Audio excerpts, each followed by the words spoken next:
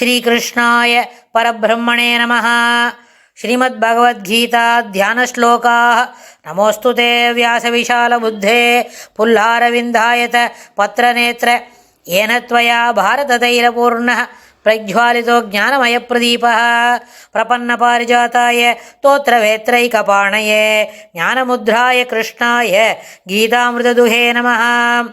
सर्वोपनिषदो गावो दोक्ता गोपालनन्दनः पार्थो वत्सत्सुधीर्भोक्ता दुक्तं गीतामृतं महत्. वसुदेवसुतं देवं कंसचाणूरमर्दनं देवकी परमानन्दं कृष्णं वन्दे जगद्गुरुम्. அடுத்தது 4வது அத்தியாயத்தில் 37வது ஸ்லோகம். யதைதாம்சி சமித்தோக்னிர் பஸ்மசாத் குருதேர்ஜுன ஞானாக்னி சர்வகர்மாணி பஸ்மசாத் குருதே ததா. யதைதாம்சி சமித்தோக்னிர் பஸ்மசாத் குருதேர்ஜுன ஞானாக்னி சர்வகர்மாணி பஸ்மசாத் குருதே ததா. இந்த ஸ்லோகத்தில் பெருமாள் என்ன சொல்கிறாருன்னு கேட்டால் ஒரு முக்கியமான விஷயம். அதாவது அர்ஜுன அப்படின்னு கூப்பிட்டு யதா எவ்வாறு சமித்தஹா அக்னிஹி, அதாவது ஒரு ஹோமம் செய்யும்பொழுது அந்த நிறைய சமித்தெல்லாம் இருக்கும், மண்டி எரியும்.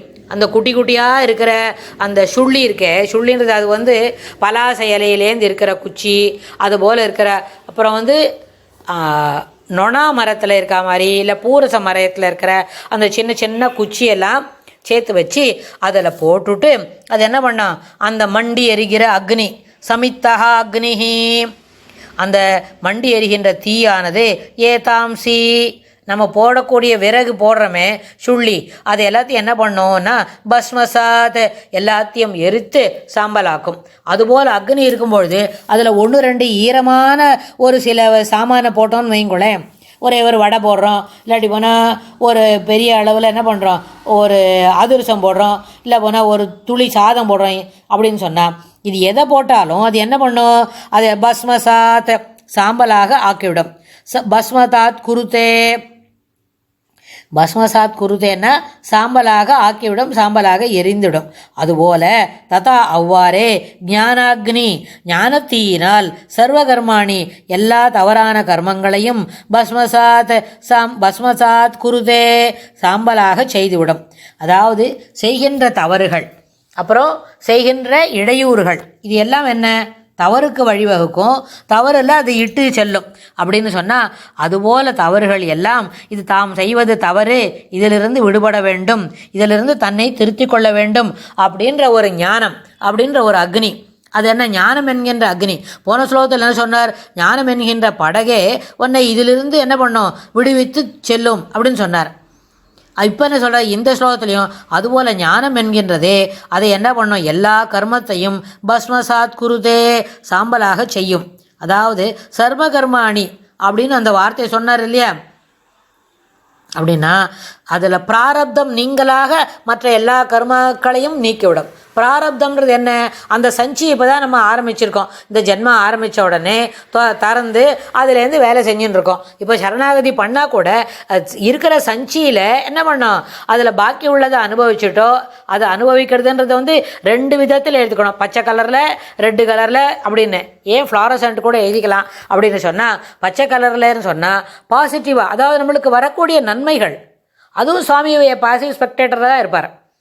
பிராரப்த கர்மாவை அனுபவிக்கிறதுன்னு வந்தால் அதில் நல்ல விஷயங்கள், அதாவது இனிமையான உணர்வுகளை கொடுக்கக்கூடிய கர்மாவாக இருந்தாலும் அதுவும் அனுபவித்து தான் ஆகணும். சில சமயத்தில் துக்ககரமானது, மனதிலே உளைச்சலை ஏற்படுத்தக்கூடியது, மேலும் மேலும் எதிர்மறையான எண்ண ஓட்டங்களையே வளர்க்கக்கூடிய நாகிங் தாட் சொல்கிறோமே, அது அன்பிரசிடென்டட் தாட் நிற்காமல் வந்துட்டுருக்கோம். ஒரு தவறான யோசிக்கிறதே தவறு, அதுக்கு மாதிரி பெரிய பில்டிங்லாம் கட்டினா ஒரு ஃபியூ செகண்ட்ஸ் கூட அது அப்படியே டொண்டடாயின்னு சாஞ்சிடும்.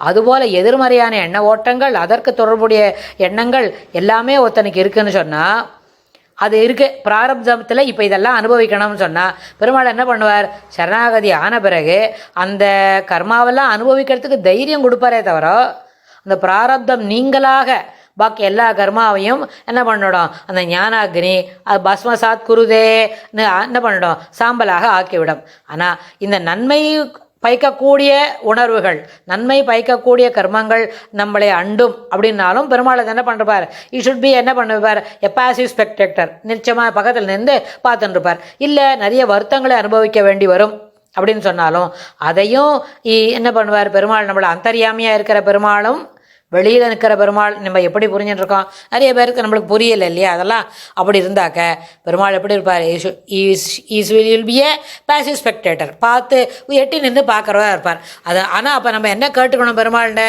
எப்போவுமே எனக்கு கூட இருந்து இதை எப்படி அனுபவிக்கணுமோ அதை அப்படி சொல்லிக் கொடு.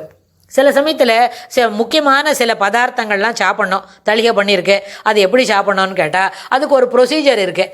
அதுபோல் சாப்பிட்டா ரொம்ப என்ன சுவையாகவும் ஏற்றுக்கொள்ளக்கூடியதாகவும் என்ன தெரியுமா, எளிதாக செரிமானம் ஆகக்கூடியதாக இருக்கும். அதை பெரியவாள்லாம் சொல்லி தருவா. பாட்டி என்ன சொல்லுவா, முதல்ல இதை சாப்பிடு, வயிறு சரியில்லையா முதல்ல மிளகு சாத்து அது பண்ணித்தரேன், அதை முதல்ல சாப்பிட்டுவிடு, அப்புறமா துளி போகிறோம் பருப்பு சாதம் சாப்பிடலாம். அப்போ இல்லைனாக்க வயிறு சரியில்லையா மிளகு சாத்து சாப்பிட்டு அமைதியாக இரு, மத்தியானமாக வெயில் நேரத்தில் என்ன பண்ணுறேன் தயிர் சாதம் கலந்து கொடுக்குறேன் அப்படி சொல்லுவோம். அப்போ என்னாச்சு, த ப்ரொசீஜர் ஷுட் பி அட்ஹர்டு. அது நம்மளுக்கு தெரியாது இல்லையா, எக்ஸ்பீரியன்ஸ் ஸ்பீக்ஸ் தேர். அதுபோல் பெருமாள் என்ன பண்ணுவார், இதெல்லாம் இது மாதிரி சிரமம் வருது அப்படின்னா இது நம்மளுக்கு ஒரே சமயத்தில் இப்போ தான் பாட்டியை வருது, இந்த ஜென்மாவுக்கு மட்டும்தான் இவா பாட்டின்னு நமக்கு தெரியும், அந்த பாட்டிக்கும் இந்த ஜென்மாவில் இந்த குழந்தைகள் நம்மளுக்கு எல்லாம் பேரம்பேத்தின்னு தெரிஞ்சுப்பா. ஆனால் பெருமாள் அப்படி இல்லையே, இது அத்தனையுமே பெருமாளோட சொத்து. 7-14 லோகத்துலேயும் அண்ட தடாகத்தில் இருக்கிற எல்லாமே பெருமாளோட சொத்து. அவர் பெரிய பகு குடும்பி. இது நம்மளாம் தான் ஒரு 4 தடவை ஒரு பேத்தி கூட்டாலே போகிற சும்மா வெறும் தொணக்காத அப்படின்னு சொல்கிற பாட்டியெல்லாம் உண்டு. ஆனால் அவர் என்ன பண்ணுவார், என்னையே கேட்க மாட்டேன்றாங்கப்பா, என்ன கேளுங்கப்பா, நானே எது ஒன்றுமானாலும் என்ன கேளுப்பா அப்படின்னு, மூச்சு ஓடணுமானாலும் என்ன கேளு, மூச்சை நிறுத்தணுமான என்ன கேளு, ஜிலேபி ஜாங்கிரி போல் இனிமையான பதார்த்தங்களை சாப்பிடணுமான என்ன கேளு, சக்கரை பொங்கல் சாப்பிடணுமான என்ன கேளு, வேப்பம்பட்டை கஷாயம் சாப்பிடணுமானாலும் என்னையே கேளு அப்படின்னு சொல்லுவார் பெருமாள். அதுக்கெல்லாம் என்ன பண்ண மாட்டார், ஒரு மனசில் இதெல்லாம் வளர்த்துக்க மாட்டார். அதனால் பிராரப்தம் நீங்களாக பாக்கி எல்லா கர்மாக்களையும் என்ன பண்ணோம் நீக்க வேண்டும் அப்படின்னு சொன்னால் ஞானாக்னி, ஞானம் என்கின்ற அக்னி எல்லா கர்மத்தையும் பஸ்மசாத் குருதே, சாம்பலாக செய்துவிடும். அதனால்தான் ஆண்டாள் கூட என்ன சொன்னார், போய வழியும் புகுதருவான் நின்றனவும் தீயினில் தூசாகும் செப்பேலோர் எம்பாவாய். போய பிழையும் புகுதருவான் நின்றனவும், இன்னும் கொடுக்கறதுக்கு காத்துருக்கானே அது வாண்டாதது, செய்யாத தப்பு செய்த தப்பு இது எல்லாம் பண்ணோம் தீயினில் தூசாகும் அப்படின்னு சொல்கிறார். அப்படின்னு ஆண்டாள் அப்படி சொல்லி கொடுக்குறா. அதுவே பெரிய விஷயம். என்ன வேண்டாது, நம்பிக்கைக்கு ஏதோ ஒரு துளி பிடிச்சிட்டு மேலே ஏறணும் இல்லையா, அதுக்கு தீயினில் தூசாகும் புகுதருவான் நின்றனவும், இன்னும் நிறைய கொடுக்கறதுக்கு காத்துருக்கான் நல்லதெல்லாம். ஆனால் அதனால் என்ன பண்ணோம், வாண்டாத பிழையெல்லாம் போயிடும். எப்படி போகும்னு கேட்டால் தீயினில் தூசாகும் அப்படின்னு. இந்த பாசுரங்கள் இருக்கே, ஆண்டாளோட திருப்பாவை பாசுரங்கள் எல்லாமே வேதத்தின் சாரம் அப்படின்னு சொல்கிறோம் இல்லையா, அதுக்கு என்ன காரணம், இதுதான் ரீசன். எல்லா பாசுரங்களுக்கும் ஒரு பாசுரத்தையும் மேலெழுந்து வாரியாக ஒரு விஷயம் சொல்லிவிடலாம். நான் பசு தான் மேய்ச்சின்ருப்பேன், பெண்ணை தான் எடுத்துன்னு வரேன், பசு மேய்க்கிறதுக்கு புல் எங்கே இருக்குதுன்னு தேடிக்கிட்டு போவேன், அதுபோல் விஷயங்களை சொல்கிறதா தான் இருக்கும்.